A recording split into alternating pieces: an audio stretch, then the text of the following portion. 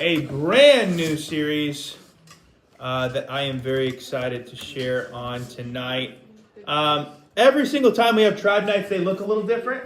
Sometimes we do things where we'll talk about something and you guys are going to talk a lot. Sometimes we'll do something where we'll watch something. Tonight is one of the nights where I talk a lot, which sometimes for some people it could be hard to pay attention. I totally understand that. I try to be as interactive as possible. So number one, try to interact with me. All right? Pay attention by answering my questions. We're going to do some demonstrations tonight. It's going to be funny. Feel free to laugh at my really lame jokes. Promise? No. Okay, cool. Thank you. He's got me. Chris has got me. All right? But we are going to dive in. So what I'm going to ask for you is, again, just two things that are really, really important. I hope that you lock in because I do believe that there are things that could change your life. But number two, please do me a huge favor and don't distract your neighbor from whatever Avea may distract you, which is that's okay. Just try to tune her out because she found her voice and she likes to use it. And then the third thing, please just go ahead and stay off your phone just for a couple of minutes and moments. You guys cool with that? All of those things agreed upon? Wonderful. How many of you have heard of the term side quest? Side quest. People out here just doing side quests. Everyone understand what that means? No, you can put up the main title slide for me. Side quest. What does it mean? Anyone can define it for me? Side quest, what does it kind of refer to? What do you got? Okay, so we have the main quest, and then we have the side. The side quest. And why is it like popular right now? Like all over TikTok, like celebrities doing. Okay, because it's typically what not everybody else is doing. Yeah, right. Like if you're a singer and all of a sudden you have like a hot sauce brand, it's like you're doing random side quests, right? So this sermon series is called Main Quest, all right? It's not a side quest, it's a main quest. How many of you would say that you have a personal side quest where you're like, I am always about like sports, but like right over here, I love to cook bread or something. I don't know. What side quest you got? My side quest is cleaning up. Is what? Cleaning up. Cleaning up. You're like, you'd be pretty surprised, but I'm good at cleaning. Chris, yeah. My side quest is cooking. Is cooking. All right, that's what's up. Side quests are awesome. Let's start this sermon off with if you know some side quests of some really famous people. I'm going to put up a famous person. All right, you got to tell me A or B what their side quest is. You guys ready? Yes. All right, bet. Let's put up the first one. T-Pain.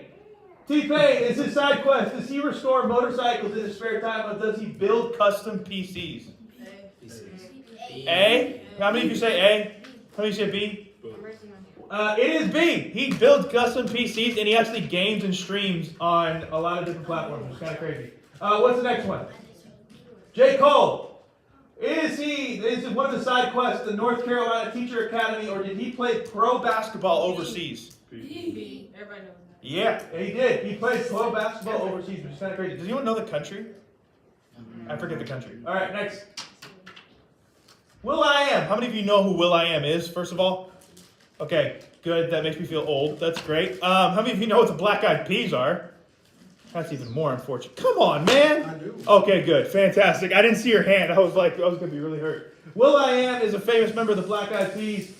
Is his side quest, does he do robotics or marine biology? Marine biology, actually. will.i.am is very interested in marine biology, which is kind of great. Kind of nuts. What's up next? It's all the answers B. No. Machine Gun Kelly. How many of you know who Machine Gun Kelly is? Didn't he change his name to just Machine Kelly now? Or something like that? Anyway, doesn't matter. Does he have a hot sauce brand or a nail polish line? Nail polish. He does have a nail polish line. You're right. Next up. Shaq. Did he become a reserve police officer or did he become a zookeeper? Zookeeper. How many of you say zookeeper? How many of you say reserve police officer? He did become a reserve police officer. Isn't that crazy? And that was like after he was famous. Some of these are like before they're famous. What's next? Terry Crews, before he got into Hollywood. How many of you know who Terry Crews is? Okay, good. Was he a courtroom sketch artist or was he a wildlife tracker? A? It is A. He was a courtroom sketch artist before he got into Hollywood, which is wild. What's up next? Kevin Jonas. How many know who Kevin Jonas is from the Jonas Brothers? Did he become a youth pastor when the band broke up, or did he start his own construction company? What do you think? Pastor? How many of you think pastor? He's got youth pastor vibes. How many of you think construction company? Yeah, he did start his own construction company, although the Jonas Brothers have been in a lot of youth ministries before and grew up in youth ministry, which is kind of crazy. What's up next? Morgan Freeman, the one that I want to narrate my life story. Is he into wildlife photography or beekeeping? Beekeeping, you guys are right. Have you heard that before or something? Looks like a He just looks like a beekeeper? That's amazing. Yeah, he keeps bees, which is crazy. What's up next? Paul Rudd, Ant-Man.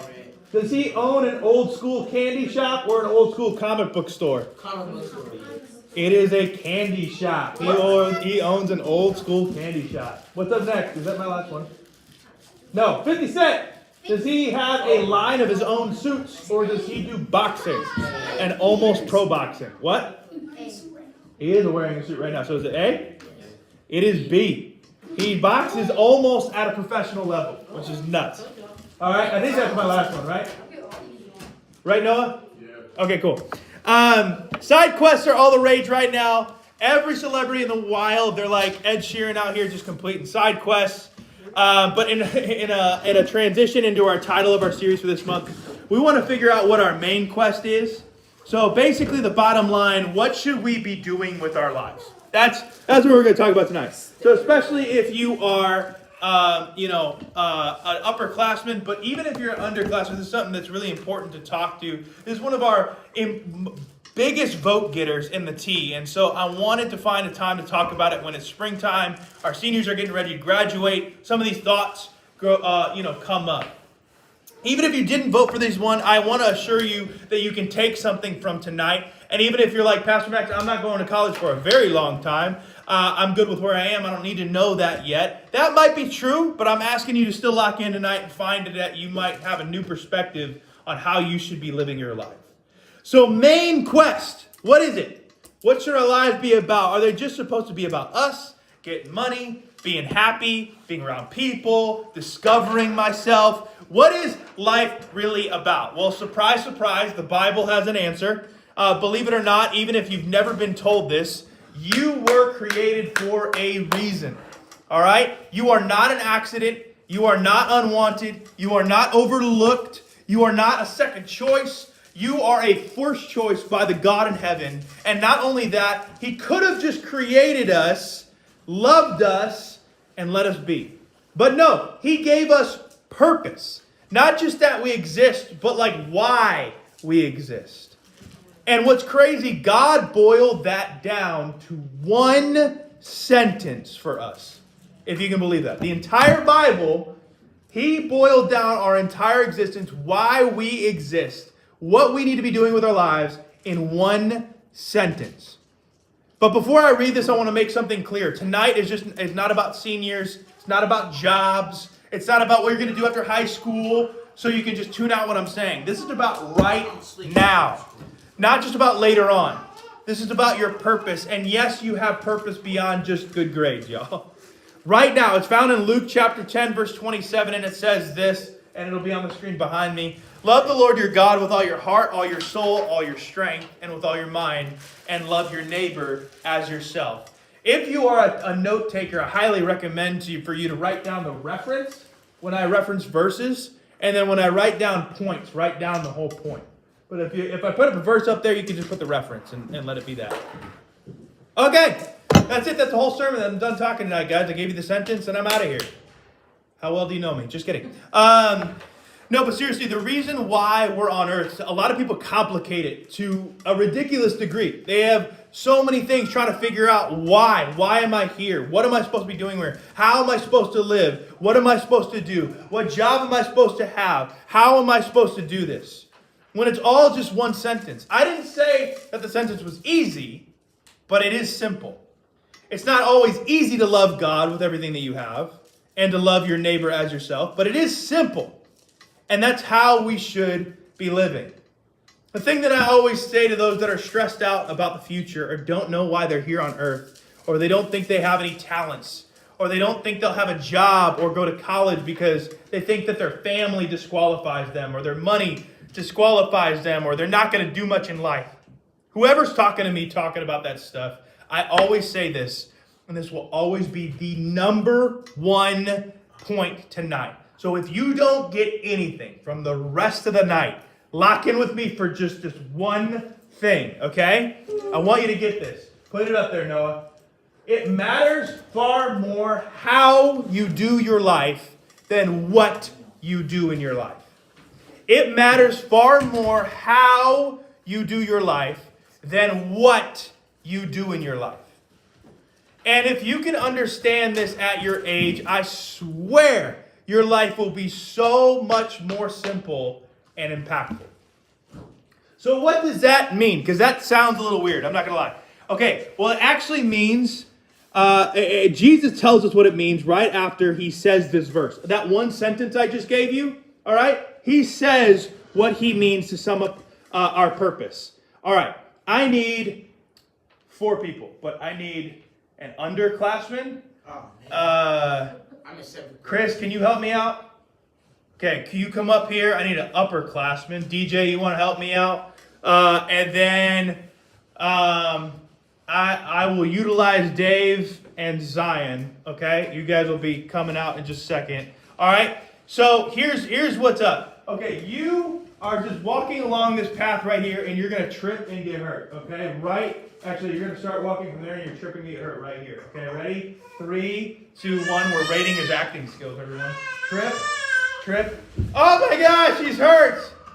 10 out of 10. Great job. Okay, so he's hurt, right?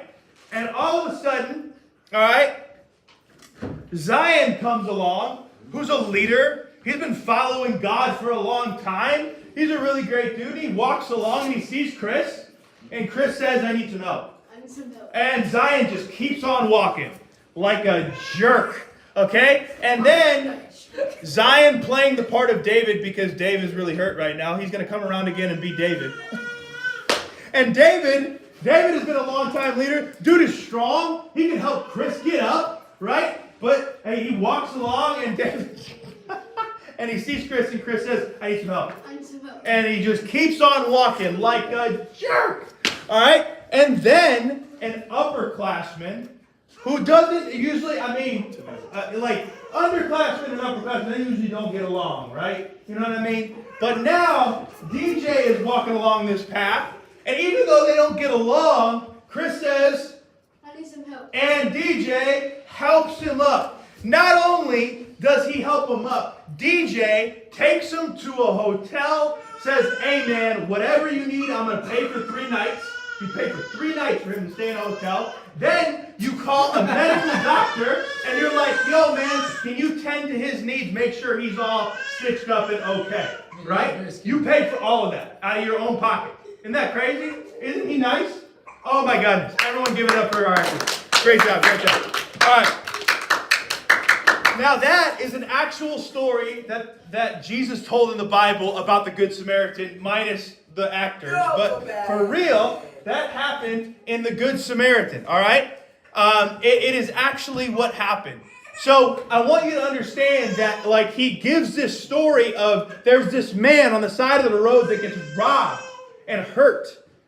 And then there's a bunch of people, these religious leaders, like Dave, like Zion, like myself, that just walked on by and didn't even pay him much mind.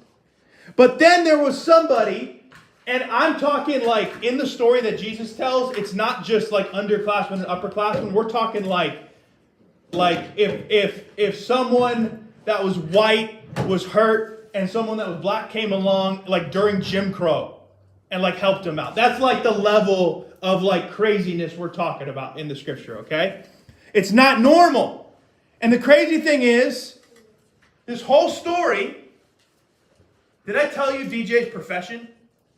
Did I tell you DJ's job in this story? No. Because what's crazy is in the story, we don't get a job. He wasn't a professional healer. He didn't look out on the roads for hurt people. He didn't have the job of supporting the hotel. The reason that it didn't matter is if you're a pastor, a missionary, a business person, a doctor, an influencer, a celebrity, a basketball player, a teenager, an old man. It doesn't matter what you do. It matters how you do life. This man was walking somewhere important. DJ is always going somewhere important, right? So he's always walking somewhere important. But instead of continuing on the path, he helps the person along the way. He stopped to tend to this man because that's what it means to love your neighbor. It's not just that DJ had the title of missionary. He didn't just have the title of helper of people on the road. He just was walking, he came upon him and helped him. And that's how you go through life. That's how you carry yourself, your integrity, your love for other people, how you show love and joy and peace. This is what it means to have purpose. That right there, that story is what it means to have purpose. This is the main quest, RTU. This is the main thing. You don't got to keep searching for your role in life. You don't got to keep searching for a job or a place or a title or a profession. This is the main thing. But a lot of times, even if all of that is true, we still keep searching. And so I want you to remember that, but I'm gonna take it a step further. And it's not exactly a wrong thing to do, keep searching. Because even though we know how to do life, a lot of times we still wonder, what should I be doing with my life, right? And we make some wrong objectives. People start out with these objectives. How many of you have been in a video game and you have an objective, right? The main quest gives you an objective and you go step by step, right? I'm going to tell you 3 wrong objectives when people are searching what to do in their life, okay? Or why they're here. And I'm going to need some volunteers to do it, okay? The first wrong objective is this: that you must observe all the paths before you go choose the right one. That's the first wrong objective, that you must observe all the paths before you go and choose the right one. All right. Who's up? Duke? All right, you in? Come on. All right. So if in this scenario, okay, I'm God. All right, no, come up here. All right, in this scenario, I'm God, and I have given you, there's 4 paths to walk down, okay? 4 paths right here. And over here is a path. If you walk down this path, don't go yet. If you walk down this path, you're probably going to get some money in life. Probably going to have some good money, okay? And if you walk down this path will bring you fame. Like DJ's ready to take your picture, man. You're going to be famous. You're going to be known by people. It's going to be pretty dope, okay? If you go down that path, down the stairs, your family's at least going to be close to you during your life. You know that a little bit. And finally, this path over here, if you go the direction of Dave, you're going to be assured of the fact that you have some friends in life, okay? You're going to have some friends. So, you know some things about this path, but you don't know everything. You don't know what job you're going to have. You don't know what hardship you're going to have. You don't know anything about any of the paths. Just a couple of things, maybe. All right? And I'm God, and your objective, a lot of us understand the scenario to be, your objective is pick the path that God wants for you. So essentially, a lot of people think, you got to read my mind. I have chosen a path for you. I want you to go down one of these paths. But you don't know which one. So go ahead, choose. Which one are you going to do? Money, family, friends, fame. Don't know, do you? No. Give it up for Duke. You can sit back down. Thank you. A lot of times, this is how we operate and life operates, and we think that God operates. He's mighty, but there's way more paths than the one that Duke had. He had like 7 million paths that like you can walk down. You got so many different majors in college. You got so many things you can do, right? But we understand this as like, oh, okay, so God has put a gold star on one of these, and I got to figure out which one it is. It's extremely hard. I have some clues, but not a lot. And I have to put together which one's the best. Why is this a wrong approach? Well, it's a few reasons. Let me start with a reminder of our number 1 point.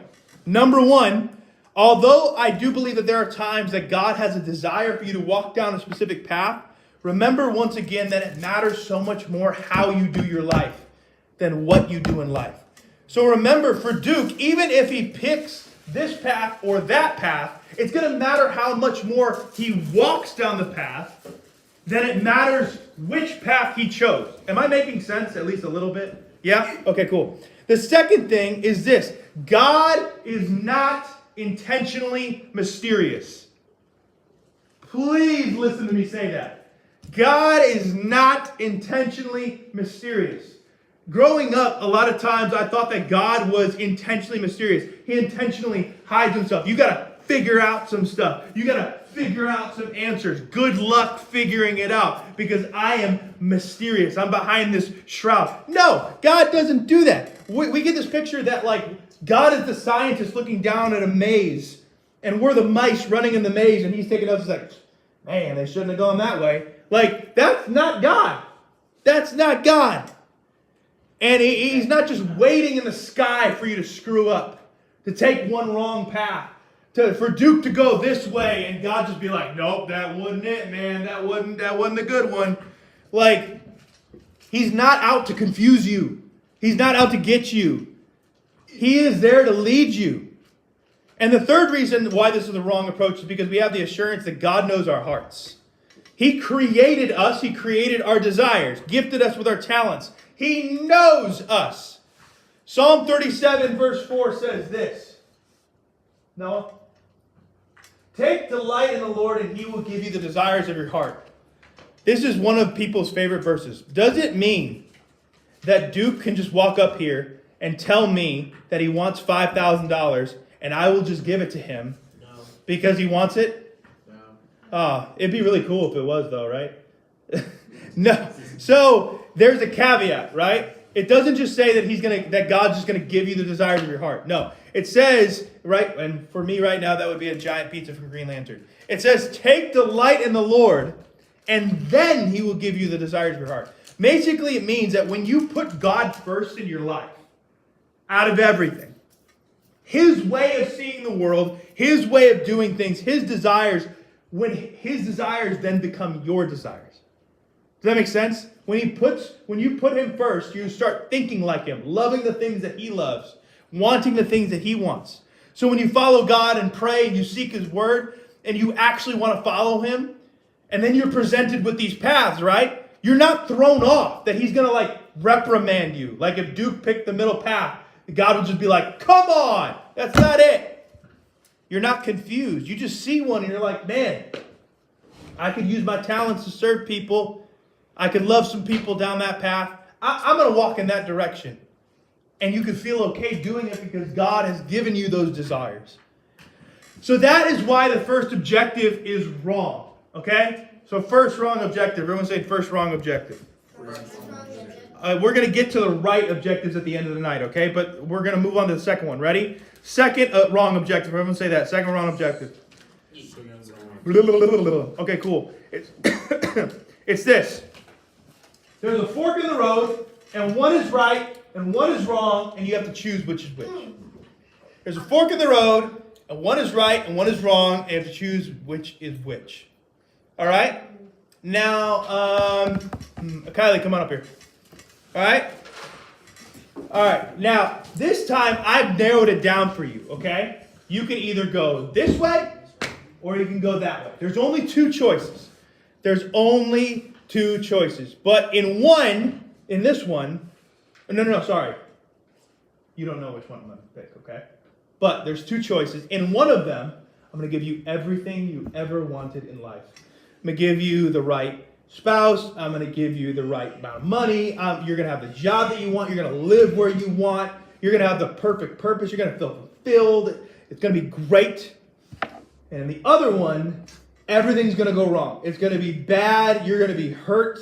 You're going to miss the love of your life by like seconds because a train passes. It's going to be crazy. You're going to break a lot of bones. It's going to be terrible. You're going to miss out on a great job. You're going to be like coming back from college and you're going to be doing, what's one thing you hate doing? Going to school. Going to school. You're going to go to school for the rest of your life because that's the job that you have. It's crazy.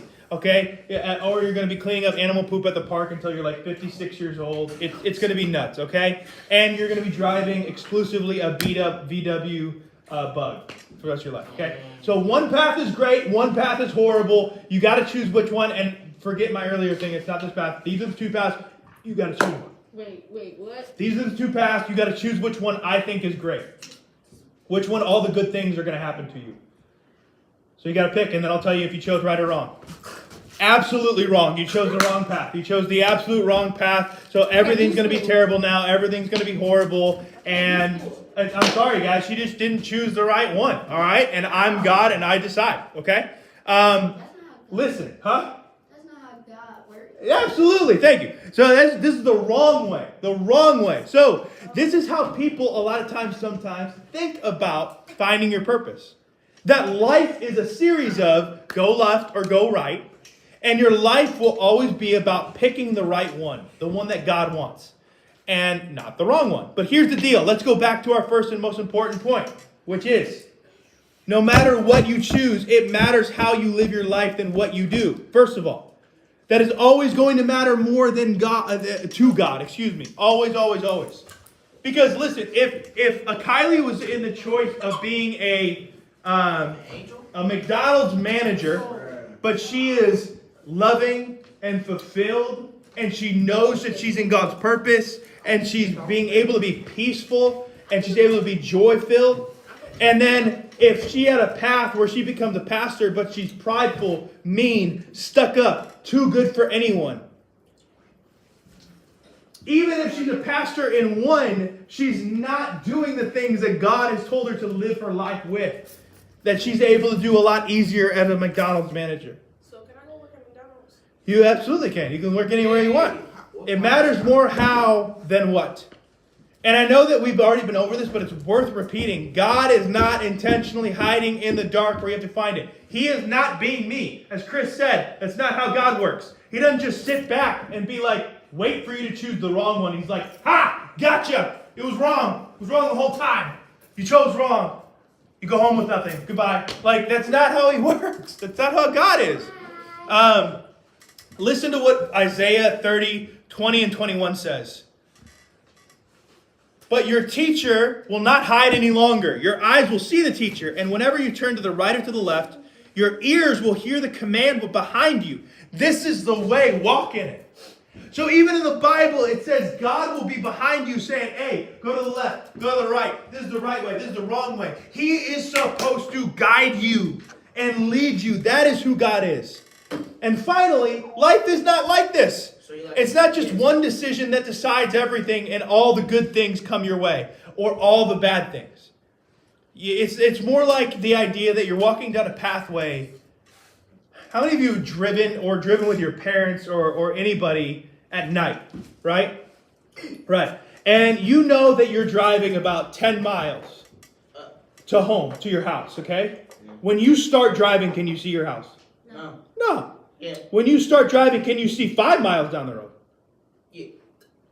It depends for road. No. Can you see 2 miles down the road? No. You can only see what the headlights show, right? Really. And the street lights maybe. Which might be a few blocks, might be a mile if you're on a well-lit street, right?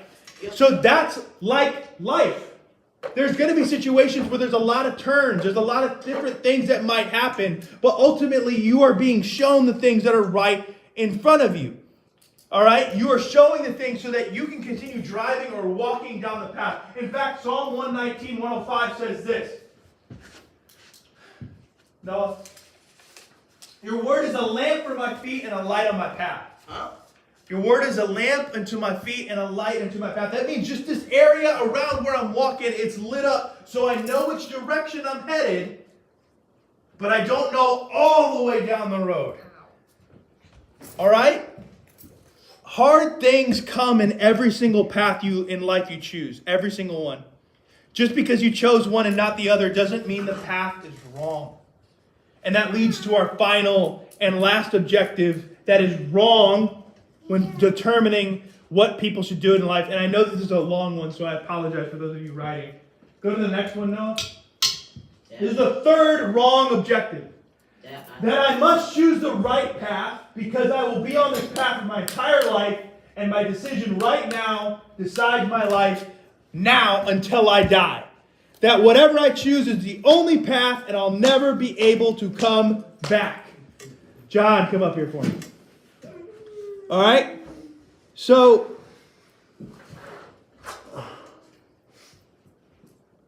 all right. What I want you to do is in a minute, you're going to come up these stairs, okay? And then you're going to choose a seat to sit in. Now, be careful, because the seat that you choose to sit in will be your seat for the rest of the time that you are RT Youth, from now until you graduate. You can't sit in a single other seat. When you come in here, whenever there is chairs, you have to sit in that seat. Now, that seat is going to determine your friends, because it's who you sit around. It's going to determine what leaders you're close to, because Dave is all the way over there, and Rachel's all the way over there, and I'm all the way up here, and Zamar sometimes sits there. And it's also going to determine whether or not you're able to have good posture, because what if that seat all of a sudden breaks and you can't change another seat? And you'll also be determining how you will probably be able to do in life because of how you share with other leaders. And you'll probably be determined on if we do any giveaways in RT Youth. It'll probably not be that seat. Who knows? I don't know. It'll affect everything in your life, okay? So I want you to go ahead and choose a chair. You can't, too much stress? Too much stress? he's tapping. Basically, he's got to decide the next 7 years of, or sorry, 6 years of his life in RT Youth, right? No, okay, so he's sitting there. You can't sit anywhere else for the rest of your life. Which kind of stinks, to be honest. And what happens, and you can never choose again. Now, give it up for Jahan. Thanks, Jahan. You can either stay there or go back to your seat, either one.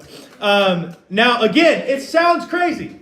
What I just said sounds crazy. But this is how people view a lot of times in their life, especially when it comes to picking a major, picking a college, picking what they're going to be doing after high school. But it also happens all around us, all right? That all of a sudden, if I choose this thing, I can never do anything different. If I choose the wrong major, I'll be stuck doing business my whole life. If I choose something, I'll never go back on it. I can never choose or do anything else again. Well, let's look again at the Bible. Raise your hand if you know these people. And Noah, you can put that list up there. Moses, all right? Anybody know Moses? Remember Moses in the Bible? Cool. Moses led the Israelites and delivered them from the land of Egypt. Did you know that he had given up on his life and he was a shepherd before he was called by God? Yep. Guess who else was a shepherd? Amos. Amos was a super famous prophet. Or David. How many of you have heard of him? Not him, but David in the Bible. Cool. He was supposedly the greatest king that ever lived in Israel. He was a shepherd. Dude tended sheep beforehand, okay? How about some others? Elisha, the famous speaker for God, was a farmer. Nehemiah, he came back from Babylon and rebuilt the entire city of Jerusalem and then became governor. What was he before that? A glorified server. He used to wait tables and bring the cup to the Lord. The cup to the king. The disciples, the ones that followed Jesus and changed the world, that became like the leaders of the early church. They were fishermen, architects, money changers, tax collectors, artists, and farmers. If you don't believe me, watch this. Here's a real life example. I know there's not a lot of leaders in the room, but leaders in the room. If I asked you what you are doing currently, did you think that you would be doing that, either your job or otherwise, 10 years ago? Raise your hand if you thought you would be doing what you're currently doing 10 years ago. No hands went up. 5 years ago. No hands went up. There is not a... That means that all of these leaders are telling you that they did not see themselves where they currently are 10 years ago or even 5 years ago. That is a big deal. Decisions are big in life, yeah, but they're never permanent, that you can never do anything else in your life. And that goes for big mistakes too. A lot of times folks think that the big things in their life where they messed up or they did this thing or that thing, they disqualify them for the path we're on. And I'm closing tonight, but I'm asking you for just 5 more minutes of your time, all right? And I am saying something a little bit serious right now. A lot of times people in their lives, they think that the mistake disqualifies them from what they're trying to do. That they're messed up. They messed up. They clearly God isn't a fan of the path they're on now, and they're stuck. They dated the wrong person. They went to college with nothing in their mind but partying. They cheated. They made wrong decisions. They can't come back from it. But how many people in the Bible came back? Every single large character in the Bible either messed up, and God still brought them back and put them on a pathway for the kingdom. Moses killed a guy. And God appointed him to be leader of a people. David slept with a married woman, got her pregnant, and then had her husband killed. And he became the greatest king of Israel. Matthew, a disciple, stole taxes from his own people. Paul killed hundreds of Christians. Wow. And he wrote half the New Testament. Peter denied Jesus straight up to his face 3 times. Bro, God is used to people messing up. We all will mess up. It says that in Romans. All have fallen short. We're not worthy to be chosen for these quests. We're not worthy to have a purpose in God, but we do. And sins and mistakes and all of that will not disqualify you, past, present, or future. Remember that. Remember that every time you come into this room, you can choose a different seat. Jahan doesn't have to go to the same seat, even though I told him he has to. Jahan doesn't have to. You can always go a different direction. Now let's get to the practical. We've gone over some wrong objectives. There's 3 last things I want to tell you of the right way to go about figuring out what you want to do. All right? You ready? You rocking with me still? All right, everyone say number 1. Number 1. Find what you love. If you're looking at what to do in life, find things that you love. Man, let me tell you something. There's nothing like finding what you actually love. And I'm not saying that everything you do in life will be what you love. Sometimes you'll have jobs that will suck and that you will not like. Sometimes it will be just to pay the bills. Sometimes you'll do things you don't like. But here's the key. Find out what you love in them. You may hate waiting tables, but I know you love talking to people. You may hate working numbers at the bank, but I can tell you enjoy your breaks with your coworkers. I know you may hate spending time outside of your camp counselor job, but you can love seeing kids light up about life. Finding what you love is not hard. It's finding what you enjoy doing. It's even better if it's not a job.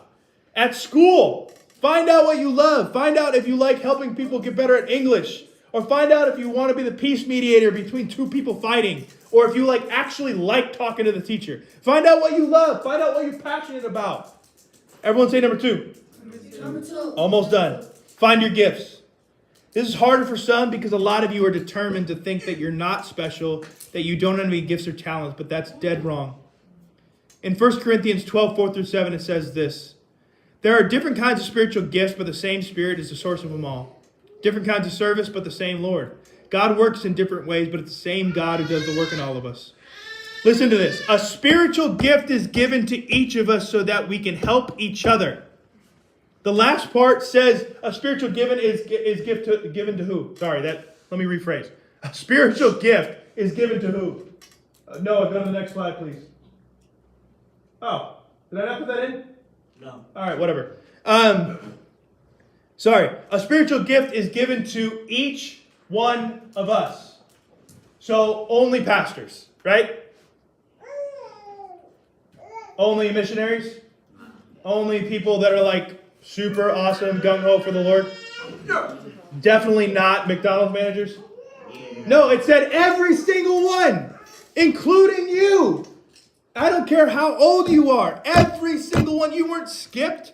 It goes on to explain some gifts that are given to some people. Like the gift of being able to speak. I know that I have that. But another one is having strong faith. Another one is healing miracles. I might not have those. Or others may not be listed. You may have a gift of making people feel included. You may have a gift of lighting up a room with joy. Maybe you have the gift of taking care of people who are sad. Or a gift of communicating with others. You have gifts, RT Youth. It can be difficult in some instances to figure out what they are, but I promise you they are there. And if you ever are curious about your gifts, man, ask some leaders. Ask your parents. I can promise you that they will direct you towards some of the gifts that you have in your life. Lastly, everyone say lastly. This is what you do. You find out what you love and where your gifts are, and you find out where that intersects and how you can serve God and his people. It's the best way I've ever heard to describe, to figure out what you want to do in life. What you love intersecting with your gifts and being able to serve God and his people. It all comes back to our first point, which I have said now 5 times. Your life is more about how you live it than what you do. But, of course, what you do does factor in. When you figure out something that you love with your gifts and figure out how to make sure that they can help others, it can be a world of difference. I'm going to use and she doesn't know that I'm using her, but I'm going to use my amazing wife as a quick example, even though she didn't know I was using her. My wife loves coffee, okay? She really does. She also loves taking care of her family, as you can see. She is gifted. Her gifts are making people feel safe and feel loved. She is regularly a person where people feel honored and safe to talk about hard situations, their rough patches, their losses, their highs, their lows. She is so gifted in making folks feel seen and heard. She knows that even though she may really hate, right now she works at Starbucks, she may really hate working at Starbucks actually, because the pace and the hours suck and the people can be annoying and they get stuck up. She knows that right now she's the best place for what she needs to do what she loves and what she's gifted at. She loves taking care of her family because she's at Starbucks. Her schooling gets paid for. She gets great health insurance. She got 5 months of maternity leave to be with Avea. And she uses her gifts. She is known at her store for being someone that is safe. And everyone goes to Rachel with their issues and problems. And she knows she is loving and serving God's kingdom there. It is not her favorite. It's not the path that she thought 10 or even 5 years ago. But she is doing amazing work there. And that is how you choose your what, even though the how is always more important. How she lives her life will always be more important than what she does. And she's proven that time and again. All right, everyone ready for the one thing I'm going to say? One last thing I'm going to say. One important note on the things I said tonight. I want to point out one thing. There are situations where what you do is important and is led by God. How many of you, raise your hand, know the story of Jonah?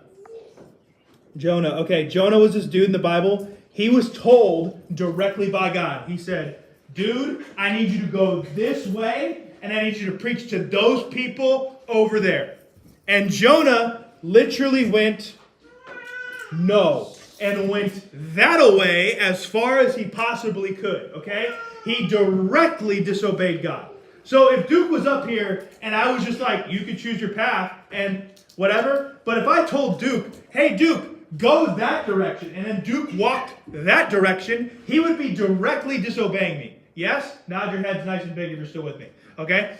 Now, Jonah, because he didn't listen to God, got tossed off a boat, swallowed by a whale, was inside of the whale for 3 days, and then spit back up on shore over there to do the original job.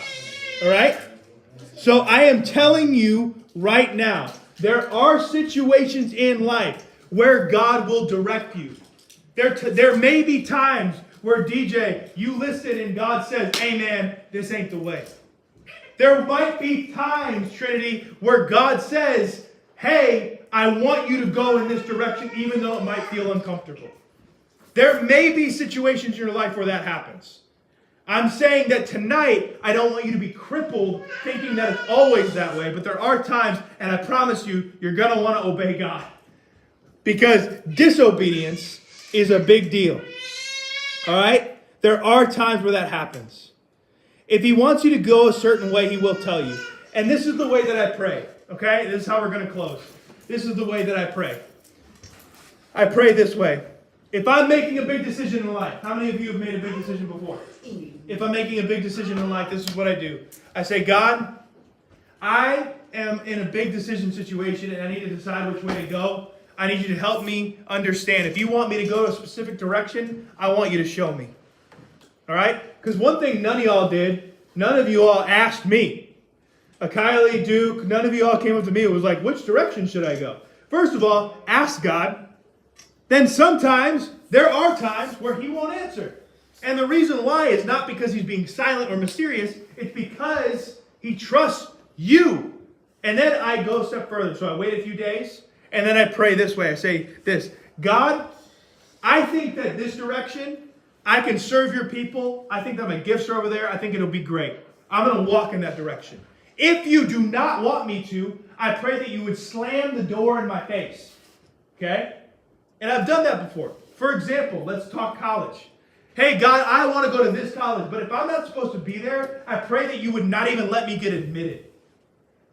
God, I think that I'm supposed to have this job over here or do this thing or be friends with this person, but I pray that if it's not for me, that you would slam the door shut. God, I really want to date this person over here, but if they're not for me, I pray that you would slam the door shut in my face, that I would get straight up rejected. Or my friends would tell me to absolutely shut it down. That's the way that I pray. And if God doesn't slam the door, man, I'm assuming that it's God's peace and I am walking in it.